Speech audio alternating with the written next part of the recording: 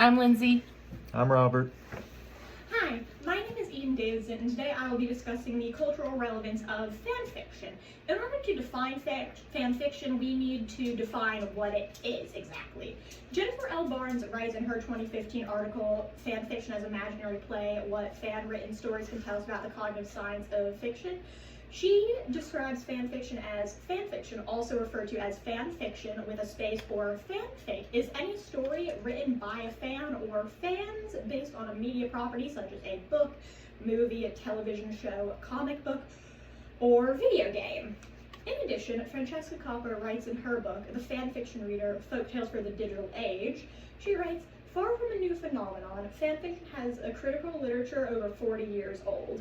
She then goes on to explain the origins of fan fiction, how it started up in the Star Trek fan base and has covered a variety of different subjects, describing them as from outright sexual fantasies to long-running series fiction.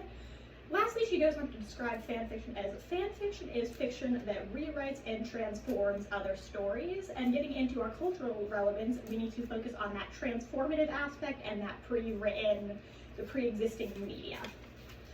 That same book by Coppa writes, the right of storytellers to take possession of characters and settings of other people's narratives and tell their own tales connects fan fiction to a broader literary tradition. This broader literary tradition has relation to more widely known texts and media. One example of this is Jean Rice's Wide Sargasso Sea, which is kind of regarded as a prequel to Charlotte Bronte's Jane Eyre, even though they were written by very different people. Other examples are Seth Grahame-Smith's Pride and Prejudice and Zombies, which is conventionally a spin-off of Jane Austen's Pride and Prejudice, which later received a movie adaptation. Tom Stoppard's Rosecrans and Guildenstern Are Dead, which is based off of Shakespeare's Hamlet, and Stoppard is still a successful playwright. The last of these media examples to begin with is Sherlock Holmes by Arthur Conan Doyle, which was in print the first time in 1887. Sherlock Holmes and related fandoms tag on archiveofourown.com as of today, November 9th, 2025 at 1 p.m. had 159,899 separate works.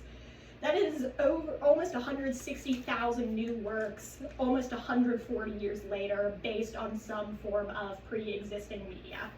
Archive of Our Own specifically is for this transformative works based on existing media.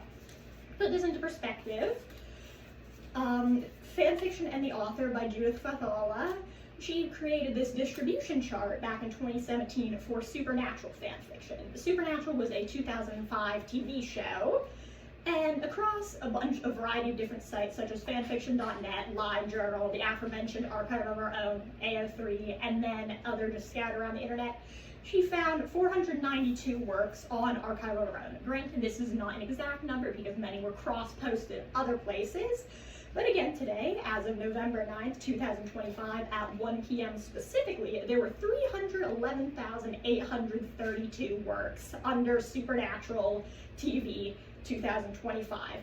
This show finished airing in 2020, and this number changed quite a few times while I was writing this, proving that things are still being updated to this day. All in all, Copper writes that far from harming literary characters, appropriation and rewriting is in fact the making of them, and this is seen not in this large quantity of fan works scattered across many different sites, but also these more mainstream transformative works such as the aforementioned Pride and Prejudice and Zombies.